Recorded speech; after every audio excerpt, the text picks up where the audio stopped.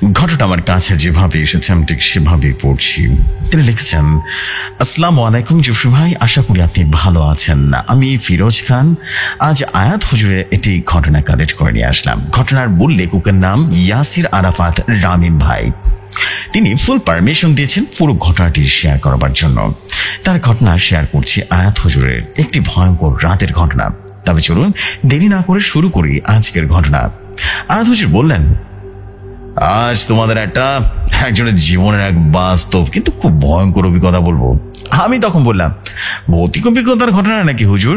আয়াত হুজুর বলল, ভৌতিক না, কিন্তু ভৌতিক থেকেও খুব ভয়ঙ্কর। সৌরভ অনেকটা বিকৃত স্বরে বলল, ভৌতিক থেকে ভয়ঙ্কর আবার কি হইতে পারে? আয়াত হুজুর হেসে বললেন, এই বিশ্বে অনেক অপ্রীতিকর ঘটনা ঘটে যা ভৌতিকতার চাইতেও খুব ভয়ঙ্কর। হয়তো তুমি এরকম অভিজ্ঞতার সম্মুখীন হওনি, তাই এভাবে বলছো। যদি হতোই তাহলে এই কথা 100 বার বলতে, বুঝতে পেরেছ? যাও, তোমার সাথে এসব নিয়ে তর্ক করতে চাই না আমি তখন বললাম, হুজুর ও সবসময় মজা করে, আপনি ওর কথা পাত্তা দেন না, ঘটনা বলুন। সৌরভ একটু হালকা করে একটা তাচ্ছিলের হাসি হাসলো। আয়াত হুজুর বলতে শুরু করলেন, আমি আজকে তোমাদের যে ঘটনা বলবো না, সেটা আমার এক বন্ধুর কাছ থেকে শোনা ঘটনা। ওর নাম ছিল আব্দুল্লাহ। আব্দুল্লাহ এখনো সেই রাতের ঘটনাটা বলতে পারেনি, যদিও ভৌতিক নয়, তবে খুবই মারাত্মক ছিল ঘটনাটা। মারাত্মক কেন বলছি সেটা ঘটনাটা শুনলে বুঝতে পারবে।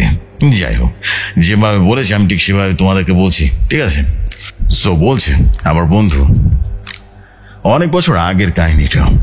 আব্দুল্লাহ লেখাপড়া ভালোই ছিল, ক্লাসে 2 বা 3 হতো, তবে কখনো প্রথম হতে পারেনি। হয়তো ওর ভাগ্যটাই খারাপ ছিল। ম্যাট্রিক পরীক্ষার পর আমাদের গ্রাম থেকে কিছুটা দূরে কলেজ আছে, সেখানে ভর্তি হলো। ও ছিল পরিবারের প্রথম সন্তান, তাই ওর কিছু দায় দায়িত্ব আছে। ওর বাবা অন্য একটা কলেজে বেতনে চাকরি করতো, এতে ওদের পরিবার কোনো রকমে চলে যেত। তাই ও চাচ্ছিল ও কোনো রকমের পরিবারের যেন দায়িত্ব নিতে পারে। তাই সে ভেবেছিল কিছু একটা করবে, আর ও তাই প্রতিদিন খবরের কাগজে চোখ বুলাতো আর চাকরি বিজ্ঞাপন খুঁজে বেড়াতো। একদিন চাকরির বিজ্ঞাপন আছে তো বটে, এমনটা দেখলো, কিন্তু মনের মতো না। তাই সে দিনের পর দিন চোখ বুলাতে থাকলো, যদি একদিন ভালো কোনো চাকরি চোখে পড়ে যায়। তো যাই হোক, একদিন হয়তোবা ওর ভাগ্যটা সহায় হলো, একটা চাকরিও বিজ্ঞাপন চোখে পড়তেও ভালো লাগলো। বিজ্ঞাপনটা ছিল লজিং মাস্টারের, মানে কোথাও একজন লজিং মাস্টার লাগবে, 2 ছেলেকে পড়াতে হবে, বেতন আলোচনা সাপেক্ষে। পাশের ফোন নম্বর দেওয়া ছিল। যথারীতি ও ফোন নম্বরে কল দিয়ে সবকিছু জেনে নিল আর ঠিকানাটা নিয়ে নিল। আর এই ভেবে খুশি হলো ও ছাড়া এখন কেউ এই নাম্বারে কলও করেনি, ওই প্রথম। ব্যাপারটা ওর কাছে অদ্ভুত লাগলেও এতে ওর মাথা কামায়নি, তবে হয়তো বা ওর মাথা কামানো উচিত ছিল। যাই হোক, সেদিন বিকেলে আমরা যেখানে বসে সবসময় আড্ডা দিই না, সেই জায়গাটা আসে। আব্দুল্লাহ বলল, বন্ধুরা শোনো, আর হয়তো তোমাদের সাথে খুব একটা সাক্ষাৎ হবে না আমার। এই কথা শুনে উপস্থিত আমরা সবাই বেশ চমকে উঠলাম আর এক অদ্ভুত দৃষ্টি নিক্ষেপ করলাম। সেই জায়গা ও সহ আমরা মোটামুটি 6 জন ছিলাম। ও আমাদের এক বন্ধুর নাম বলে দেয়। আমি আর আব্দুল্লাহ আর ছিলাম সেলিম, রহিম, শিহাব আর সুমন। সেলিম বলল, আরে কিরে, তুই কই যাবি? বিদেশ নাকি? হ্যাঁ, বিদেশে চাকরি করতে যাবি নাকি? পড়ালেখা করতে? ভিসা কি ঠিক হচ্ছে নাকি?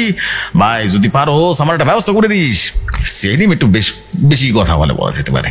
শিহাব বলল, আয়, ওদের একটু টাকা পয়সা আছে নাকি, বিদেশ যাবে, হয়তো বা অন্য জায়গায় লেখাপড়া করতে যাবে আর কি। কি ভাই তুই তাই তো নাকি? আর চাকরি করবে? ওই চাকরি করবে, এইটুক শরীর একটা, চাকরি করলে রোগা হয়ে যাবে, তাই না? সবাই হেসে দিল ওর কথায়। আব্দুল্লাহ বলল, আরে ভাই তোরা একটু চুপ করবি, তোর সব একটু বেশি বুঝিস রে ভাই। সেরকম কোনো ব্যাপার না, আসলে এক জায়গায় একটা লজিং মাস্টার চাকরি পেয়েছি, কাল সেখানে যাব, দেখি ভালো লাগলে থেকে যাব, কাজ করবো, বুঝলি? সুমন বলল, কোথায় পেলি? এই গ্রামে নাকি অন্য কোনো শহরে? বলতো সত্যি করে বল। আব্দুল্লাহ বলল, আসলে ওই খবরের কাগজে বিজ্ঞাপন পেয়েছি, এখান থেকে 4 গ্রাম পর 2 ছেলেকে পড়াতে হবে, আশা করি ভালোই হবে। রহিম বলল, দেখিস ভাই, পেপারের বিজ্ঞাপন তো, এসব পেপারের বিজ্ঞাপন আমার খুব একটা সুবিধা লাগে না। গ্রামে অনেকেই তো ওই পেপারের রংটা বিজ্ঞাপন দেখে, প্রতারিত হয়েছে অনেকে। সাবধান, তো কালকে যাবি তো নাকি? তুই তো একা যাবি নাকি অন্য কেউ সাথে যাবে? দেখ প্রথমবার যাবি, কাউকে সাথে নিয়ে যা। আব্দুল্লাহ তখন বলল, হ্যাঁ আমি তো তাই ভাবতেছি, কাউকে একটা সাথে করে নিয়ে যাব। তো তোরা কেউ যাবি? সুমন বলল, তুই যাকে সাথে করে নিয়ে যেতে বলবি তারাই নিয়ে যাব, তবে আমাদের মনে হয় তুই আয়াতকে নিয়ে যা, ওটাই ভালো হইব। ও হাফেজ মানুষ, অনেক দোয়া পড়া জানা, বুঝলি? যদি কোনো বিপদ হয় তাহলে তো দোয়া পড়তে পারে, রক হয়ে যাবে কিন্তু তোর। আব্দুল্লাহ বলল, আরে কিরে আয়াত, যাবি নাকি? আমি বললাম, দেখ তোরা সবাই যখন বলছিস তাহলে গেলাম, আমার কোনো সমস্যা নেই। আব্দুল্লাহ বলল, আচ্ছা তাহলে কালকে আমি সকালে তোকে ডেকে দেবো, কেমন? তুই প্রস্তুতি থাকিস। আমি বললাম, আচ্ছা ঠিক আছে। ওরা সবাই আমাকে ওর সাথে যেতে বললো, আমিও রাজি হয়ে গেলাম। বন্ধুদের আবদার, যদি না যায় তাহলে তো সমস্যা, আর এমনিতেও অনেকদিন দূরে কোথাও বেড়াতে যায় না, ভাবলাম একটা হালকা করে বেড়ানো হয়ে যাবে। যথারীতি আমি সকালে তাড়াতাড়ি করে ঘুম থেকে উঠে বললাম, ওটাই তাড়াতাড়ি প্রস্তুত হয়ে নিলাম।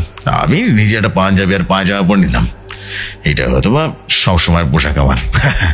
সকাল 7:30টার দিকে আব্দুল্লাহ আসলো। আব্দুল্লাহ বলল, কিরে ভাই, তুই তো দেখে তাড়াতাড়ি প্রস্তুত হয়ে আছিস, একেবারে এগুলো পড়ে যাবে নাকি? হ্যাঁ, দেখতে তো খুব খারাপ লাগছে না, চল আমরা দুজনেই গন্তব্যের উদ্দেশ্যে রওনা হলাম। তোমাদের হয়তো বা এটা মনে হইতেছে যে আমি তোমাদের বলছিলাম না ওর বন্ধুর করো না, যে তো আমি সাথে যেতেছি, আমার সাথেও ঘটেছে কিনা। না, ঘটনা শুরু হতে অনেকটা সময় আছে, আমি শুধু সাথে যেতেছিলাম আর আমার সাথে কিছু হয় নাই। পুরো ঘটনাটা শুনো আগে, তাহলে বুঝতে পারবা। প্রায় 2.5 ঘন্টা পর পৌঁছে গেলাম, আর গ্রামের লোকজন ঠিকানা জিজ্ঞেস করতে করতে এগিয়ে গেলাম। সবাই বলে ওই ভেতরে, কেউ বলে অনেক ভিতরে, আবার অনেকে বলে এই যে সামনে। শুনতে শুনতে বিরক্ত হয়ে গেলাম, একেবারে বিরক্ত হয়ে গেছি। আমি বিরক্ত হয়ে আব্দুল্লাহ বললাম, আরে ভাই কোন জায়গা নিয়ে এলে রে ভাই? সবাই তো বলতেছে শুধু ভেতরে ভেতরে ভেতরে ভেতরে, আর কত ভেতরে যাবো?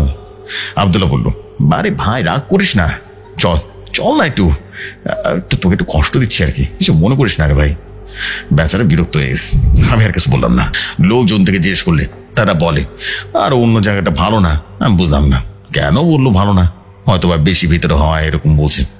আর গ্রামের লোকেরা বলেছে ওখানে নাকি ওরা কখনো যায়নি, যেখানে কোনো বাড়ি আছে কিনা সেটাও তারা জানে না।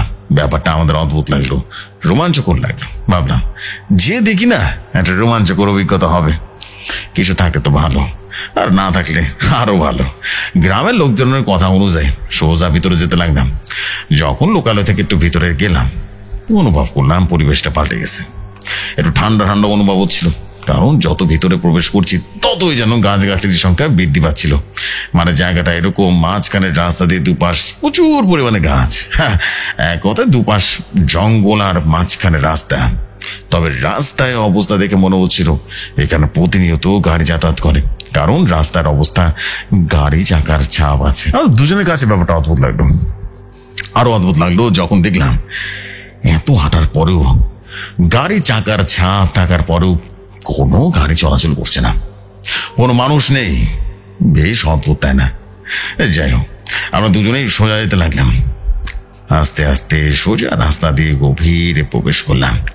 মাঝে মাঝে কয়েকটা পাখির কিচিমিচির শব্দ শোনা যাচ্ছে। অদ্ভুত ব্যাপার, এখানে কোনো পাখির শব্দ বা ডাক শোনা যাচ্ছে না, আর দেখাও যাচ্ছে না। আমরা দুজনেই নীরবে তাকিয়ে থাকলাম। ঘটনাটা কি ভাবতে লাগলাম, ব্যাপারটা কি? এটা এত হাঁটলাম, কুকুরগুলো তো দেখলাম না। আব্দুল্লাহ বলল, ভাই এখানে তো কোনো কুকুর দেখা যেতেছে না, ব্যাপারটা কি অদ্ভুত না? আমি বললাম, অদ্ভুত তো বটেই, কিন্তু তোর সে ঠিকানার বাড়িটা তো এখনো দেখা পাওয়া যাইতেছে না। ঠিকানা ঠিক আছে তো নাকি? আর কিছু পথ না হয় যে দেখি কি হয়। আমি আর 20 মিনিট হাঁটবো, যদি পাই তো ভালো, আর না পেলে চলে যাব। বলে দিচ্ছি আর একটু ভালো লাগতেছে না। মামা বন্ধু তখন আব্দুল্লাহ বলল, আচ্ছা আচ্ছা ঠিক আছে, আমারও কেমন জানি লাগছে জায়গাটা, বুঝলি? আমরা যাচ্ছি কিন্তু কোনো বাড়ি ঘর দেখা পাচ্ছি না। হাতে করেছিল, ঘড়িতে দেখলাম সকাল 11:30 বাজে। প্রায় অনেকক্ষণ হেঁটে ফেলেছি। হাঁটতে হাঁটতে দেখলাম দূরে কিছু একটা আবছা আবছা দেখা যাচ্ছে। ঘড়িতে দেখলাম 17 মিনিট হয়েছে। হ্যাঁ, আব্দুল্লাহ বলল, মনে হয় বাড়ির কাছে চলে এসেছি, চল ভাই একটু পা চালিয়ে যাই। না বললাম, তাই তো মনে হইতেছে, তো অনেক দূরের পথ, তুই পারবি তো? ভয় লাগবে না তো? একবার ভেবে দেখিস কিন্তু। আব্দুল্লাহ বলল, ইনশাল্লাহ ভাই পারবো, টেনশন নিও না। আমি বললাম, আচ্ছা আচ্ছা, ইনশাল্লাহ যখন বলেছিস, হ্যাঁ তার কিছু নাই, বলার কিছু নাই। আস্তে আস্তে সামনের দিকে অগ্রসর হইতেছি, আর বাড়ি আস্তে আস্তে আচ্ছা আচ্ছা থেকে স্পষ্ট হইতেছে।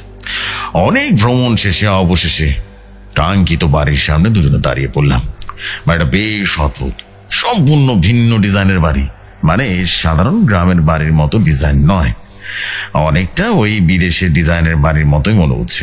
বাড়ির সামনে বিশাল উঠান, আর বাড়ির চারপাশে কাঠের বেড়া হবে, সেটা দিয়ে ঘেরাও করা একটা বিদেশি রকমের এক প্রকার, মানে যেরকম থাকে আর কি। আমরা তো এত কিছু জানতাম না, অধিকার মাঝে বিদেশি বাড়ির ছবি দেখতাম, সেখান থেকে ধারণা আর কি। মজার বিষয় হলো পুরো বাড়িটা কাঠের তৈরি, 2 তলা বাড়ি। ওই তোমাকে বললাম না বিদেশি ডিজাইন। আমি আর বাড়ির বর্ণনা দিচ্ছি না, বিদেশি বাড়ি যেরকম হয় আর কি, তোমরা সেরকম ভাবে ভেবে নিতে পারো। যেখানে বাড়ির গেটটা ছিল সেখানে কাঠের গেট ছিল। আমরা গেটটা খুললাম, কাঠের ক্যাঁত ক্যাঁত শব্দ হলো, দুজনের ভিতরে প্রবেশ করলাম। চারদিকে শুনশান নীরবতা। আমরা আমাদের পায়ের শব্দটা শুনতে পাচ্ছিলাম, মনে হলো শব্দ যেন আমাদের কানের পর্দাটা ফাটিয়ে দিচ্ছে। এবার দরজার কাছে এসে দাঁড়িয়ে পড়লাম। দরজা বন্ধ। আমরা প্রথমে ঠকে দিলাম, হ্যাঁ টোকা দিলাম একটা, ঠক ঠক ঠক ঠক করে টোকা দিলাম। না, ও পাশ থেকে কোনো উত্তর আসছে না। এবার আব্দুল্লাহ আবারও টোকা দিল, ঠক ঠক ঠক ঠক। না, এবারও কোনো উত্তর আসছে না। এবার জোরে টোকা দিলাম। কিছুক্ষণ পর ধম করে দরজাটা খুলে গেল। দরজাটা খোলার আওয়াজে আমরা দুজনেই বেশ ভয় পেয়ে গেলাম, কারণ দরজাটা খোলার শব্দটা এতটা জোরালো ছিল। কাঠের দরজা তো। দেখলাম একজন ভদ্র মহিলা দরজা খুলে দিল। তবে সে মহিলার মধ্যে আমি অদ্ভুত কিছু লক্ষ্য করেছিলাম, যেমন তার চাহনি, তার চোখ, তার হাব ভাব, আর সবচেয়ে অদ্ভুত যেটা লক্ষ্য করেছি সেটা হলো তার পোশাক। তিনি আল খাল্লা ধরনের ঘন কালো পোশাক পরিধান করে আছে। পোশাকের সবকিছুই কালো, মানে কি বলবো, আমরা যদি কালো পোশাক পরি তাহলে পুরোটা ঘন কালো থাকে না, কোথাও না কোথাও সামান্য হলেও ভিন্ন রং চোখে পড়ে। কিন্তু বইরার পোশাক এতটাই কালো যে পোশাকের সাথে তাকালেই যেন মাথাটা কেমন যেন চক্কর দিয়ে উঠে। আর মহিলা তোমরা যেটাকে হুডি বলো না, ওই ধরনের কিছু একটা পরেছে। মহিলাকে দেখে আমার কেমন যেন সুবিধার মনে হলো না। আর বাসা থেকে অদ্ভুত একটা গন্ধ আসছিল, কিসের গন্ধ সেটা বলতে পারছি না। গন্ধটা সুগন্ধ না, আমার দুর্গন্ধ না, কেমন যেন ব্যবসা গন্ধ, অন্যরকম। এই গন্ধ কেমন যেন মাথাটা ঝনঝন করছিল, বুঝলে, একদম কেমন যেন খুব অস্বস্তি লাগছিল। হ্যাঁ, এরপর মহিলার পোশাকের সাথে একটা দৃশ্য অদ্ভুত লাগলো। আমার দিকে এমন ভাবে দিশে তাকিয়ে আছেন গিলে খাবে একেবারে, আর তোর চোখগুলো খুব বড়। মহিলা জিজ্ঞেস করলো, কি চাই? মহিলার কণ্ঠ শুনে আমরা দুজনে চমকে গেলাম। কিরে ভাই, মোটা ভয়ঙ্কর গলা কেন? এমন বলতেছে আমরা আশা করতে পারিনি। আব্দুল্লাহ বলল, মানে আমরা পেপারে বিজ্ঞাপন দেখে এসেছি আর কি, ওই দুজন ছেলেকে পড়াতে হবে তো বিজ্ঞাপন দিয়েছিলেন বোধ হয়। মহিলা তখন বলল, ও আচ্ছা, ভেতরে আসুন। কিন্তু লেখা ছিল একজন শিক্ষক, কিন্তু 2 জন কেন? আব্দুল্লাহ বলল, না ও আমার বন্ধু, আমার সাথে এমনিতেই এলো আর কি, ঘোরার জন্য আর কি। বলেছি কাদেরকে পড়াতে হবে একটু বলুন তো। মহিলা বলল, আচ্ছা বসো, আমি মালিককে ডেকে দিচ্ছি, ওনার সাথে সবকিছু ঠিক করে নিও। আব্দুল্লাহ তখন বলল, আচ্ছা ঠিক আছে, সমস্যা নেই। এই খালা তাহলে মালিক না, মানে ইনি গৃহকর্মী। বেশভূষা থেকে মনে হচ্ছিল ইনি বোধ হয় মালিক। তবে আমি ভাবছি যদি কাজের লোকের পোশাক হয়, না জানি বাড়ির মালিক কত দামি পোশাক কিনা হবে। আমি বললাম, আরে এই খালাকে তো আমি মালিক মনে করছিলাম, পোশাক দেখে তো দামি মনে হলো, তাহলে বোধ হয় বাড়ির মালিক অনেক ধনী হবে, কি বলিস? আব্দুল্লাহ বলল, আমারও তাই মনে হয়। আশা করি ভালো একটা বেতন পাবো, হয়তোবা আর্থিক কষ্ট কিছুটা দূর হলেও হতে পারে। হঠাৎ করে এক ধরনের গন্ধ না কেন? গন্ধটা আগের গন্ধের মতো না, এ ধরনের গন্ধ জীবনেও পায়নি। কেউ যদি নিজের নাকে গন্ধটা অনুভব না করে তাহলে বুঝবে না গন্ধটা কতটা বিপৎস। আস্তে আস্তে গন্ধটা যেন আরো তীব্র হলো। গন্ধে আমার মাথা রীতিমতো কামড়ানো শুরু করে দিয়েছে, আর সহ্য হচ্ছে না গন্ধটা। পাশে খেয়াল করলাম আব্দুল্লাহর মাথায় একটা হাত দিয়ে চেপে ধরেছে। বুঝতে পারছিলাম ওরও খুব যন্ত্রণা হচ্ছে। তাও নিজেদের আমরা একবার সামনে নিয়েছি। আস্তে আস্তে গন্ধ আরো বেশি তীব্র হলো, আর সাথে সামনে এলো একটা গন্ধের অধিকারী, দুঃখিত, অধিকারিণী, একজন বয়স্ক মহিলা। বয়স তাও কত হবে, 32 থেকে 35 তো হবে। আমরা আস্তে আস্তে মহিলার দিকে মাথা অব্দি দেখলাম। ইনি সেই একই পোশাক পরে আছে, ওই খানা যেরকম পোশাক পরেছে না, হুবহু সেরকম পোশাক, কিন্তু ওনার শরীর থেকে একটা অদ্ভুত তীব্র গন্ধ আসছে। কিন্তু মহিলার চেহারায় অদ্ভুত একটা নুরানি মায়া আছে, যেমন গায়ের সং ফর্সা, প্রচন্ড ফর্সা। মহিলা বললেন, ও তাহলে আপনারা পড়াতে এসেছেন? মহিলার কণ্ঠ শুনে চমকে উঠলাম, কারণ মহিলার কণ্ঠ অনেক চিকন, কিন্তু তার চেহারার মতো কণ্ঠে একটা মায়া কাজ করছে। কেমন যেন মোহগ্রস্ত হয়ে যাচ্ছিলাম। আমরা কোন রকম নিজেদের স্বাভাবিক দেখানোর চেষ্টা করছি, কিন্তু সেই তীব্র গন্ধটা আমাদের স্বাভাবিক থাকতে দিচ্ছে না। আব্দুল্লাহ বলল, জি আমি পড়াবো, ও আমার বন্ধু, এমনিতে এলো আর কি। মহিলা তখন বলল, তো ব্যাগটা কিছু এনেছেন কি? আব্দুল্লাহ তখন বলল, না মানে আছে, কথাবার্তা ঠিক হয়ে গেলে আগামীকাল থেকে চলে আসবো আর কি। মহিলা তখন বলল, ও আচ্ছা, আপনার কোয়ালিফিকেশন কি? আব্দুল্লাহ তখন বলল, আমি ম্যাট্রিক পাস। ও ভালো ভালো, তো চাকরি কেন দরকার? আব্দুল্লাহ তখন বলল, আসলে আমি কলেজে ভর্তি হয়েছি, তাই পড়ালেখার পাশাপাশি একটা উপার্জনের রাস্তা থাকলে আমার জন্য খুব উপকার হবে আর কি। মহিলা তখন বলল, ও বেশ ভালো সিদ্ধান্ত। আমি বাড়ির মালিক, এই বাড়িতে আমরা 6 জন থাকি, আমি আর আমার স্বামী, 2 ছেলে আর ইনি। এ বাড়ির সবকিছু দেখাশোনা করতে পারেন। ইনি বাড়ির কেয়ারটেকার। আমার 2 ছেলেকে পড়াতে হবে, সবকিছু পড়াতে হবে, পারবেন তো? আব্দুল্লাহ তখন বলল, জি অবশ্যই, কেন পারবো না? মহিলা বলল, বেতন কিন্তু ভালোই দেবো, প্রতিদিন পড়াতে হবে, দিনে 2 বার, সকাল আর রাতে। ওদের পড়ানোর পর যদি সময় থাকে তাহলে বাইরে অন্য কোনো কাজ করতে পারেন, আর আমি আপনাকে বেতনের 3 ভাগের 1 ভাগ মাসের শুরুতে দিয়ে দিব, আর বাকি 2 ভাগ মাসের শেষে পাবেন। আপাতত এতটুকুই, পারবেন তো? আব্দুল্লাহ তখন বলল, জি ঠিক আছে, আমি আগামীকাল থেকে চলে আসবো তাহলে। মহিলা তখন বলল, যাও ওনাদের জন্য চা নাস্তা নিয়ে আসো। আব্দুল্লাহ বলল, না না না, এসবের দরকার নেই, আমরা চলে যাবো এখনই। মহিলা আবার বলল, আরে বসুন বসুন, প্রথমবার এলেন, কিছু না খেলে খারাপ দেখায়, তো আপনাদের নাম পরিচয় দিন। আব্দুল্লাহ তখন বলল, জি আমার নাম আব্দুল্লাহ, আর আমার বন্ধু আয়াত, আমরা পাশের গ্রামে থাকি। আমি ম্যাট্রিক পাস করেছি গত বছরে, আর একজন হাফেজ, আমি, সে ম্যাট্রিক পাস। মহিলা এবার তাচ্ছিল্যের স্বরে বলল, বেশ ভালো তো। এই ব্যাপারটা আমরা তো ভালো লাগেনি। মহিলা হাব কেমন জানি লাগছিল। তিনি এমন ভাবে আমাদের সাথে কথা বলছেন আমরা যেন তার চাকর। নাস্তা এসে গেছে। নাস্তা ছিল চা, বিস্কুট, ফল, আর কিসের মাংস দিয়ে যেন বানানো পোনা। মাংসটা চিনতে পারলাম না, মাংসের রং যেন গাঢ়। আমার কেমন যেন গা ঘিনিট করে উঠলো মাংসটা দেখে। মাংস দেখে আমার কিরকম যেন লাগছে। আমি আব্দুল্লাহকে ধাক্কা দিয়ে বললাম মাংসটা না খেতে, কারণ আমরা চিনতে পারছি না এটা কিসের মাংস। আমরা ফল আর চা খেলাম। মহিলা বলল, আরে আপনার মাংস নিচ্ছেন না কেন? আমি বললাম, আচ্ছা এগুলো কিসের মাংস? মহিলা বলল, এটা গরুর মাংস। বললেই হলো নাকি? হ্যাঁ, আমি গরুর মাংস চিনি না নাকি? আমি নিশ্চিত ছিলাম এটি গরুর মাংস নয়। আব্দুল্লাহ আমায় কানে কানে বলল, এটা গরুর মাংস, খাবি নাকি? আমি বললাম, আর খাস না, আমি নিশ্চিত এটা গরুর মাংস নয়। আব্দুল্লাহ বলল, তাহলে কিসের? আমি বললাম, আমি জানি না রে ভাই। মহিলা বলল, কি রে, নিন নিন না, খেয়ে নিন, কেমন হয়েছে বলুন তো? আমি বললাম, আসলে আমরা 2 জনেই মাংস খাই না, ডাক্তারের নিষেধ আছে। মহিলা বলল, ও আচ্ছা, তাহলে আর কি করার? আমি মাংসের প্লেটের বাটিটা না কিনে গন্ধটা শুকেছিলাম। কি যে বিশ্রী গন্ধ, মনে হচ্ছিল মাংসটা পেটে গেলে পেটে একেবারে পেরিয়ে যাবে আর বমি হয়ে যাবে। আমি বললাম, আচ্ছা ম্যাডাম, আমরা তাহলে আসি, কেমন? অনেক দূরের পথ তো, একটু দেরি হয়ে যাবে। মহিলা বলল, আচ্ছা তাহলে কালকে ঠিকঠাক মতো চলে আসবেন, আমি অপেক্ষা করবো। আমি বললাম, আচ্ছা। আব্দুল্লাহ তখন বলল, আচ্ছা ঠিক আছে। আমরা ঘর থেকে বেরিয়ে গেলাম। ও আচ্ছা, তোমাদের ঘরের কিছু বর্ণনা দিইনি, হ্যাঁ, তাহলে বুঝতে সুবিধা হবে। আমি যতটুকু দেখেছি আর কি। আমার তোর সামনের রুমে বসছিলাম, সেই রুমটারই বর্ণনা দিচ্ছি, কেমন? তোর সামনের রুমটা অনেক বড় ছিল। তোমাদের বললাম না, বাসাটা বিদেশি ডিজাইনের নকশা করা। ভিতরেও দেখলাম সেরকমই।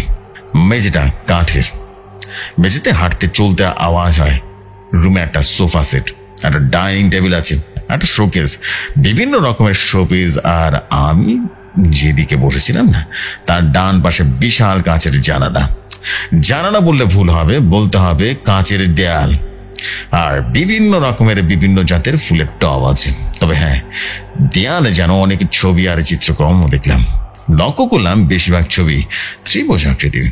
একটা ছবি এরকম ছিল, তার মধ্যে ছাগলের মাথা। হ্যাঁ, আর একটা ছবি দেখলাম অনেকটা বোফামেটের মতো। আর বেশিরভাগ ছবি দেখলাম ত্রিভুজের মতো। আর চোখ অদ্ভুত।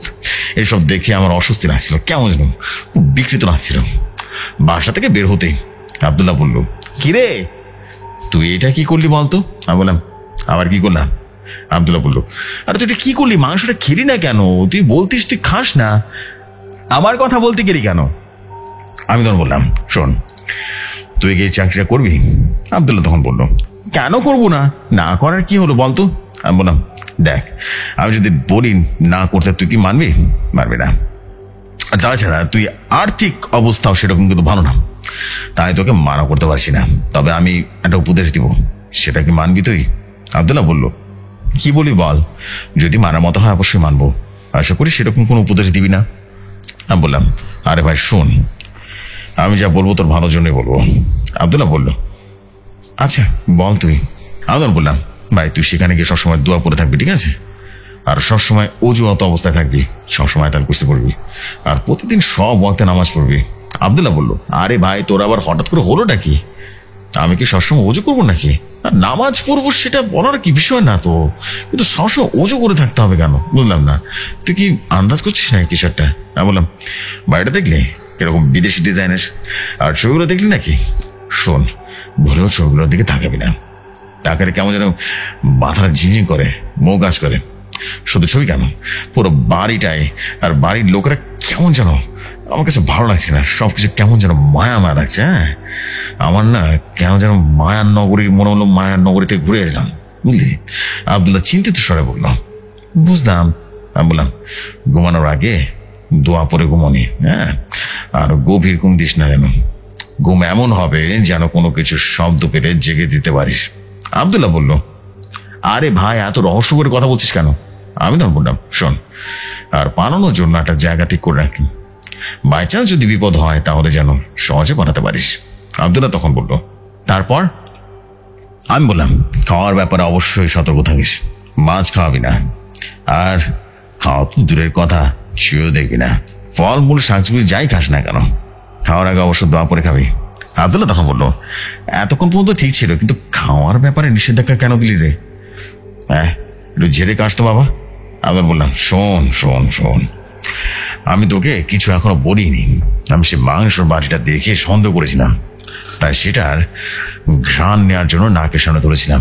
ভাই রে ভাই, কি যে বিশ্রী গন্ধ! এমন মনে হলো যেন পেট থেকে সবকিছু বেরিয়ে আসবে। আব্দুল্লাহ বলল, ও বুঝলাম, তো তোর এখানে কোনো সন্দেহ হচ্ছে তাই না? আমি বললাম, হচ্ছে, কিন্তু সন্দেহ নিশ্চিত নয়, তাই সরাসরি কিছু বলতে পারছি না। আব্দুল্লাহ বলল, আর কোনো উপদেশ আছে কি? আমি বললাম, এখনই আরেকটা কথা মাথায় এলো।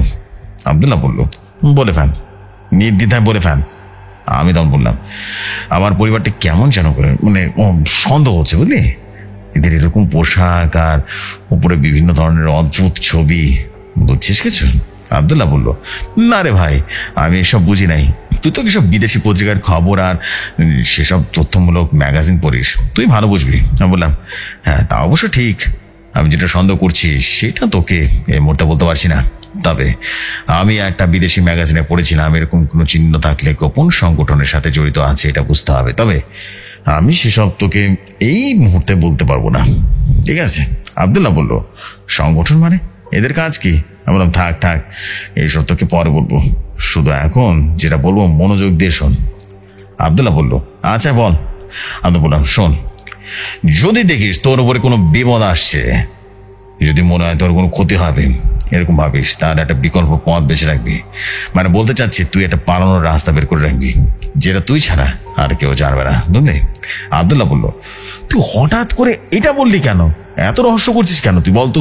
আমি বললাম, আমি শুধু সাবধান হতে বলেছি, এমন না যে তোর ব্যবস্থার বিপদ আসবে, আমি এমনটা কিন্তু বলিনি। সাবধানতার মাইন্ড নেই, বুঝিস? আর একটা জিনিস চিন্তা করে দেখেছিস, সেখানে তুই ছাড়া আর কেউ যোগাযোগ করেনি, কিন্তু আসলে অদ্ভুত একটা পরিবার এটা। আব্দুল্লাহ বলল, তাও ঠিকই বলেছিস, আমিও কিন্তু এটা ভেবেছি। আমি বললাম, আমার এই পরিবারটাকে প্রচন্ড সন্দেহ হচ্ছে। যাই হোক, তুই তো যাচ্ছিসই, তুই না হয় আমাকে এসে তোর সাথে অপ্রিয় যদি কিছু ঘটে থাকে সেগুলো আমাকে বলবি, ঠিক আছে? এবার এসব প্রসঙ্গ বাদ দে। আব্দুল্লাহ বলল, তাহলে আমি কালকে আসছি, আর তুই কি আমার সাথে আসবি?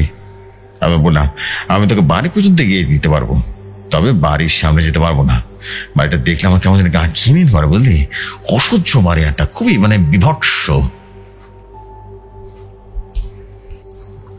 অবশেষে সেদিনটা চলে এলো যেদিন আব্দুল্লাহ তার প্রথম চাকরিতে যাবে। ও ব্যাগ ট্যাগ গুছিয়ে নিয়েছে, আমাকে সকাল 8:30টায় ডাকলো। আমিও আগে থেকে প্রস্তুতি ছিলাম। দুজনে বের হয়ে গেলাম সে অদ্ভুত বাড়ির উদ্দেশ্যে। আমি অবশ্য বাড়ির ত্রিসীমানায় যাব না, দূর থেকে ওকে রেখে চলে আসবো। পথের মধ্যে অনেক কথা হলো, সেগুলো আর বলছি না, কেমন? যাই হোক, প্রায় 2 ঘন্টা পর সেই গ্রামে পৌঁছলাম। ভাবলাম একটা ভ্যান নিয়ে ওখানে চলে যাব, অনেক দূরের পথ তো, তাই ভ্যানে যেতে রাজি হলো না। আমি বললাম আমি ওকে ওই জায়গায় রেখে আমিও ভ্যানের সাথে চলে আসবো, কিন্তু কেউ রাজি হলো না। আসলে এত দূরে হাঁটতে ইচ্ছা হচ্ছিল না। আমরা অপেক্ষা করছিলাম আরো কয়েকটা ভ্যান দেখবো, যদি পাই ভালো, না হলে হেঁটেই যাবো। অনেক ভ্যান এলো, কিন্তু কেউ কিছু যেতে চাইলো না। অগত্যা আর কিছু করার যখন বনের রাস্তার দিকে পা বাড়ালাম, হঠাৎ একজন বলে উঠলো, ভাইজান আমি জামু, আসেন। পিছন ফিরে দেখলাম একজন বয়স্ক লোক, বয়স কত হবে, 60-62 মতো হবে। আমি বললাম, চাচা কেউ যেতে রাজি হচ্ছে না, আপনি যেতে চাইছেন কেন? চাচা বলল, ওরা ভয় পাইছে ভাইজান। আমার তো ভয় পাওয়ার কোনো কারণ নাই, বুড়া হয়েছি, আজ নয় কাল চলে যাইতে গেবো, বুঝলেন ভাইজান? পেটের দায়ে এসব করি, তাই ভয় ডর আমার মধ্যে নাই। বললাম, কেন চাচা, আপনার কি ছেলে মেয়ে নাই? বিদ্যাটা তার ছেলে হাসি আসলো আর বলল, পোলা পালা আছে তো, কিন্তু তারা তো দেখে না, তারা তো গো বউ বাচ্চা লয় আলাদা আলাদা, তাই দেখতে অব্দি হয় না। আমরা দুই বুড়া বুড়ি কোনো রকমে না খায়া আছি আর কি। আসলে এসব কথা শুনে আমি দুজনে বেশ কষ্ট পেলাম। বেচারা এই বয়সে ভ্যান চালায়। ভাবলাম চাচাকে একটু ভাড়া বেশি দেবো, বৃদ্ধ মানুষ এত কষ্ট করে নেবে, তার উপরে কেউ যদি না যেতে রাজি হয় তাহলে কেমন হয়। তাই তার প্রতি একটা কিছুটা কৃতজ্ঞতা দেখালাম। আমরা দেরি না করে ভ্যানে উঠে বসে পড়লাম। ভ্যান চলছে আস্তে আস্তে, চাচা তার শক্তি অনুযায়ী চালাচ্ছেন, আমাদেরও তারা নেই, হাঁটতে হচ্ছেই না অনেকটা।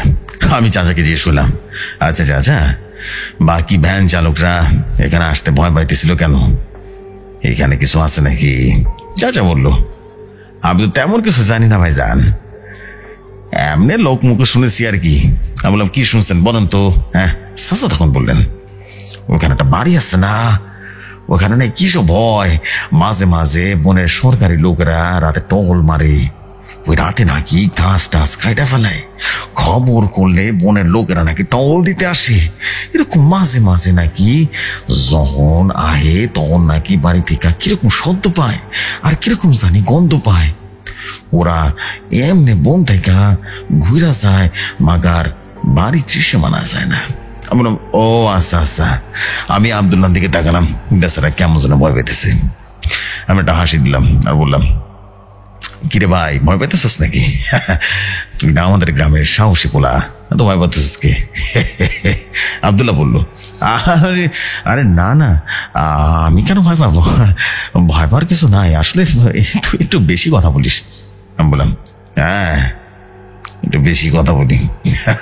চাচা তখন বললো, তো ভাইজান আপনারা কইতে চাইতেছেন বলুন তো, এইদিকে এখানে তো অন্য পথ আছে, বলেন, আমি তো জানি না। আমি বললাম, বললে বিশ্বাস করবেন? চাচা বললো, বিশ্বাস না করার কি আছে, আপনি কন। আমি বললাম, আমরা ওই বাড়িতে যেতেছি। এইটা শুই না বৃদ্ধ ভ্যান থামাই দিল। চাচা তো অবাক আর বললো, সত্যি আপনারা ওই জায়গায় যেতেছেন, বলেন কি? আমি বললাম, এত অবাক আর কি আছে বলেন তো, আসলে এখানে একটা চাকরি পাইছি, ওই চাকরির সুবাদে যাইতেছে আর কি, বাচ্চা পড়াতে হবে। চাচা তখন বললো, আমি এখন একটা কথা কমো, তারা যায় না ওখানে। আমি বললাম, কেন চাচা এই কথা কেন বলতেছেন? চাচা তখন বললো, কারণ ওই বাড়িতে যে যায় হে আর ফিরে আসে না, তাই কইলাম আর কি। আমি বললাম, তাই আপনি কি করে বললেন? আপনি কাউকে ওই বাড়িতে যেতে দেখছেন? হ্যাঁ বলুন তো। আর সে ফিরে আসে নাই? চাচা বললো, আরে ভাইজান যাইতে দেখবো কেন, আমি নিজেই তো অগু বাড়ি পৌঁছে দিতাম। আমি বললাম 1 মিনিট, পৌঁছে দিতাম মানে? আবার বলেন তো। হ্যাঁ মানে আপনি কি বলতে চাইতেছেন বলেন তো, আমি বুঝলাম না। চাষা বললো, অনেক তো দিয়ে আসছি, আসলে আপনাকে মতো কিছু পোলা বানাই তো অন্য সব ভ্যান করে ওইখানে পৌঁছে দিতে, কিন্তু কেউ যাইতে চাইতো না। আমার তো ডর হয় নাই, তাই আমি ও করে পৌঁছে দিয়ে আসতাম। ওরা সবাই একই কথা কইতো, পড়াইতে চাইতো। কি অদ্ভুত ব্যাপার ভাইজান, ও করে আর কখনো দেখা যায়নি। আমি বললাম, দেখা না যাইতে পারে, কত মানুষ আসা যাওয়া করে, আর আপনি কি তাদের অপেক্ষা করতেন নাকি? চাচা বললো, অপেক্ষা কেন করবো? ও রাস্তা দিয়ে আজ পর্যন্ত কেউ আসতে দেখা নাই, আমি শুধু যাইতে দেখছে লোকজন। আমার তো এখানে ভ্যান রাহি, আমরা জানি। আমি চাচাকে একটু বাজিয়ে দেখার জন্য বললাম, আরে চাচা ওইদিকে পথ থাকতে পারে, হয়তো বা জঙ্গল দিয়ে চলে গেছে, তাই না? চাচা তখন বললো, আপনি এই কথা কইবেন আমি জানতাম। এই বনের শেষে দুই পাশে নদী আছে, আর নদীতে নৌকা বা পার হওয়ার কোনো ব্যবস্থা নাই। তাইলে এখন যদি যাইতেও চায় তাহলে তাদের সাঁতরায় যাইতে হইব। আর যদি সাঁতরায় যায়, ওই নদীর কিন্তু কুমির আছে, আর বন্য জন্তু তো আছেই। এই জঙ্গল হইল একটা সংরক্ষিত জায়গা, এখানে একটা বাঘ ছাড়া এখানে বংশ বৃদ্ধি করতে পারেন। আর হরিণ ভাল্লুক এসব তো আছে, সাপ তো আছে, তাই ওখান থেকে আমাদের একমাত্র রাস্তা এইটাই। বুঝলেন ভাইজান?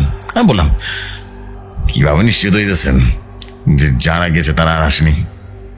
চাচা তখন বললেন, আচ্ছা শোনেন তাহলে, আমি আপনাকেও ভালো করে বুঝায় কই।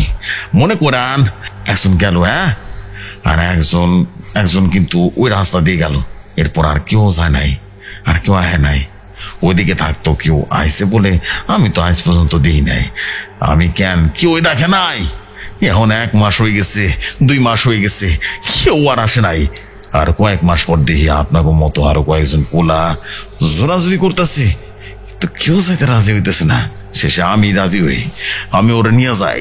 এভাবে করে 10 জনের মতো পোনা গেছে, কিন্তু আহে নাই, কেউ আহে না, আমরা দেখছি। এবার কোন তো ভাইজান, বাইসা বড়াই না মাস্টার বদলাইছে, কিন্তু মাস্টার কই গেছে? হ্যাঁ তগো তো কেউ তো আসতে দেয় নাই। তারা আপনি কোন কই গেছে তারা?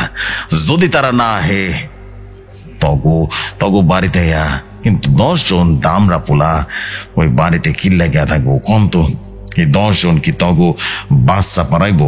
কি মনে হয় আপনার? আমি বললাম, আচ্ছা আপনার তো সবসময় এনে রাখতেন না, হয়তো বা রাতের বেলা আসতেন, তাই না? চাচা বললো, কি কোন ভাইজান, এইটা ঠিক, রাইতে আমরা কেউ থাকি না, কিন্তু আপনার কি মনে হয় রাতের বেলা জঙ্গলের একটা রাস্তা দিয়ে কেউ আইতে পারবো? অসম্ভব। রাতের বেলা একটা জায়গা আরো ভয়ঙ্কর হয়ে যায়। রাতে এখান দিয়ে কোনো সাহসী মানুষ আইতে পাবো? তাও যদি কেউ আহে তাহলে সে তার গন্তব্যে যাবে। রাতে 10টার পর এখানে কাউরে দেখা যায় না, আর আমি এখানে রাতের 2টা পর্যন্ত থাকি, যাতে কেউ যাতে এই জায়গা দিয়ে আসে সাহায্য করতে পারি। আমি রাত 2টার পর জায়গা থাকি। হ্যাঁ আমি বললাম, কি বলেন চাচা, 2টা পর্যন্ত চেয়ে দেখেন, আপনার ভয় করে না? চাচা বললো, আমি তো আগে কইলাম আমার ভয়টা নাই। আসলে এখানে 2টা পর্যন্ত কাউরে খাইতে দেখি পাই যদি, তাহলে তারা কি অবশ্যই নিয়ে যাবো, নিরাপদ জায়গায় পৌঁছাতে এই জন্য ওয়েট করি, প্রতি রাতে ওয়েট করি। আমি বললাম, আচ্ছা এই পর্যন্ত কি রাস্তা দিয়ে কেউ আসে না এটা না? চাচা বললো, না ভাইজান দেখি নাই, এগুলো মানুষের ওই জায়গা যাইতে নিষেধ করি। আপনাকে নিষেধ করতেছি, আপনারা যায় না রে ভাই, যায় না। আমি বললাম, যেতে তো হবে চাচা, ভালো বেতনের চাকরি, হাত ছাড়া করাটা ভুলে যাবো না। চাচা বললো, তাহলে আমার কি করাম? আমি জোর করলি তো আপনারা এমনটাই করবেন, তাই না? জান তাইলে। আমি আব্দুল্লার দিকে তাকালাম, এইসব শুনেও বেশ ভয় পেয়েছে। আমি আব্দুল্লাহকে বললাম, দেখ ভাই ভয় পাস না, আমি জানি তুই অনেক সাহসী, তুই পারবি, আর যদি কোনো বিপদ দেখিস তাহলে পালিয়ে আসবি। চাচা বললো, না উনি রাত 2টা বন্ধ থাকেন, যদি বিপদ হয় আর যদি পালিয়ে আসিস তাহলে কিন্তু রাত 2টার আগে জঙ্গল পার হওয়ার চেষ্টা করিস, বুঝতে পেরেছিস? আর তাছাড়াও তুই যদি দুর্বল হইতি তোকে কখনো ওই জায়গায় যেতে দিতাম না। আসলে আমি জানতেও চাই বাড়িতে আসলে আছেটা কি। শোন, তুই বাড়িটা যত দূর সম্ভব ভালো করে পর্যবেক্ষণ করবি, কেমন? ওই বাড়িতে কি রহস্য আছে সেটা তুই উদ্ঘাটন করবি, বুঝলি? আব্দুল্লাহ বললো, আমার তো এখন প্রবল আগ্রহ হচ্ছে রে, কি এমন আছে এই বাড়িতে যে কেউ গেলে আর আসে না? আর ঘন ঘন ওদের শিক্ষকই বা কেন লাগে, আমিও তো জানতে চাই। তাহলে এই মিশনটা আমি পরিচালনা করব, কি বলিস? আমি বললাম, একদম, তাহলে প্রস্তুত হ ওই বাড়িতে যাওয়ার জন্য। এই মিশনের নাম ভীষণ ভূতের বাড়ি, কেমন? কথাটা বলতে বলতে লক্ষ্য করলাম দূরের বাড়িটা ঝাপসা দেখা যাচ্ছে, আর ধীরে ধীরে আমরা বাড়ির সামনে এসে গেছি। আমি আর কাছে যেতে পারছি না। আমি চাচাকে বললাম, চাচা এবার থামেন, বাড়ি তো চলে আসছে, এবার নামা যাক। চাচা বলে উঠলো, বাড়ি তো আরো কিছুটা দূর আছে, আর চাইবেন না? আমি বললাম, না চাচা, এখানে রাখেন। আমি আর আব্দুল্লাহ ভ্যান থেকে নেমে গেলাম। আমি বললাম, চাচা আপনি একটু এখানে দাঁড়ান, আমরা একটু পথ বাড়ি দিয়ে আসছি। হ্যাঁ। চাচা বললো, ওরে বাড়াই দিবেন মানে? বুঝলাম না, আপনি চাইবেন না? হ্যাঁ। আমি বললাম, না চাচা, আমি যাইতেছি না, আসলে চাকরিটা পেয়েছি, আমি শুধু ওকে বাড়ি দিয়ে আসলাম আর কি। চাচা বললো, আরেকবার ভাইবা দেখেন, বিপদ কিন্তু আছে। আমি বললাম, আর ভেবে দেখার দরকার নাই, আব্দুল্লাহ চল প্রস্তুত হ। এত যখন এই বাড়িতে রহস্য, যা সেই রহস্য উদ্ঘাটন করেই দেখি। আর শোন, যদি জিজ্ঞেস করে তাহলে তুই বলবি তুই একা এসেছিস। এবার যা, তুই পারবি তো? ইনশাআল্লাহ। আব্দুল্লাহ বললো, ইনশাআল্লাহ বন্ধু, এবার আসি, খুব শীঘ্রই আবার দেখা হচ্ছে। আব্দুল্লাহকে কিছুটা পথ এগিয়ে দিয়ে তারপর ধীরে ধীরে একাই চলে গেল। আব্দুল্লাহ সে ভূতরা বাড়িতে পৌঁছে পিছন ফিরে তাকালো, এবং আমি তখন চাচাকে বললাম ভ্যান চালাতে। চাচা বলল, আপনি এইভাবে ওরে বাঘের গুহায় রেখে গেলেন? আমি বললাম, চাচা বাঘের গুহা অনেক ভালো, কিন্তু মানুষের গুহা বাঘের গুহার থেকে অনেক ভয়াবহ। আমার মনে হয় বাড়িতে কিছু অসামাজিক কার্যকলাপ হচ্ছে। হ্যাঁ, দেখা যাক, ও ফিরে এলেই জানতে পারবো। আপনি তো বললেনই আপনি রাত 2টা পর্যন্ত থাকেন কিন্তু চাচা, এদিক দিয়ে খেয়াল রাখবেন, যদি কখনো আমার বন্ধুকে দেখতে পান তাহলে সাথে করে নিয়ে আসেন। চাচা বলল, হ্যাঁ হ্যাঁ, আমি তো আছি, আপনি চিন্তা করেন না, মানুষের ভালো করতে আমার ভালো লাগে। এরপর চাচার সাথে আর কিছু গল্প করতে করতে জঙ্গল পার হচ্ছি। চাচাও আস্তে আস্তে ভ্যান চালাচ্ছে। অবশ্য একটা নির্জন বনের রাস্তা দিয়ে তারপর ভ্যান গাড়িটা চালাতে একটা অনুভব করতে বেশ ভালো লাগছিল। তবে লোক মুখে সেই বাড়ির যে কাহিনী শুনলাম না, তাতে আমারও ভয় লাগছে ভেবে যদি আব্দুল্লাহর কোনো বিপদ হয়। আমার আত্মবিশ্বাস ছিল ওর কিছু হবে না, কারণ আমাদের মধ্যেও খুব শক্তিশালী এবং খুব সাহসী। আগে স্কুলের খেলাধুলায় ওকে কেউ হারাতে পারতো না। হ্যাঁ, বিশেষ করে দৌড় প্রতিযোগিতায় দৌড়ে কেউ ওকে কোনোভাবে হারাতে পারতো না। আশা করি এবারও জিততে পারবে, এই বিশ্বাস আমার ওর উপর ছিল। চাচা তার ভাড়া মিটিয়ে আস্তে আস্তে বাড়ির দিকে রওনা হলাম, আর ভাবছি কাজটা কি ঠিক হলো? এরকম একটা রহস্যময় ভৌতিক বাড়িতে ওরে একা একা যেতে দিলাম, জানি না ঠিক হলো নাকি ভুল হলো। ঠিক ভুল সব আব্দুল্লাহ আসলেই জানতে পারবো, আমার কি। আমি গেলাম। সো জেফরি ভাই, আজ এই পর্যন্তই। এই গল্পটা অনেক বড় একটা ঘটনা, তাই খন্ড খন্ড আকারে শেয়ার করছি। ঘটনাটা ভালো লাগলে প্রথম পর্ব আজ শেয়ার করে দিবেন, দ্বিতীয় পর্ব পাঠিয়ে দিচ্ছি, আপনি আগামীকাল শেয়ার করবেন। আমি ফিরোজ খান বলছিলাম। এই গল্পটির নাম একটি ভয়ঙ্কর রাত। ঘটনাটির মূল লেখকের নাম ইয়াসির আরাফাত রামিন।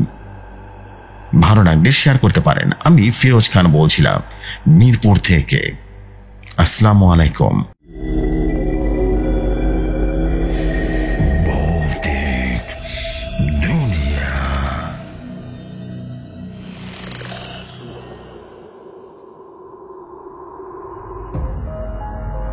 ওয়ালাইকুম আসসালাম ফিরোজ ভাই।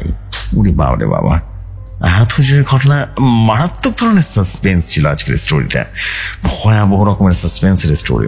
মাশাআল্লাহ, what beautiful story. This is absolute masterpiece story ছিল। ওয়াও। এবং আমি আশা করছি যে মানে মনের মতো সুন্দর একটা ঘটনা ছিল এটা বলাই যেতে পারে যে এত ভালো ঘটনা আমরা পেয়েছি, আসলে ভাবাই যায় না। দিস ইজ অ্যাবসোলুটলি মাস্টারপিস ভাই, অনেক অনেক ভালো ছিল ভাই।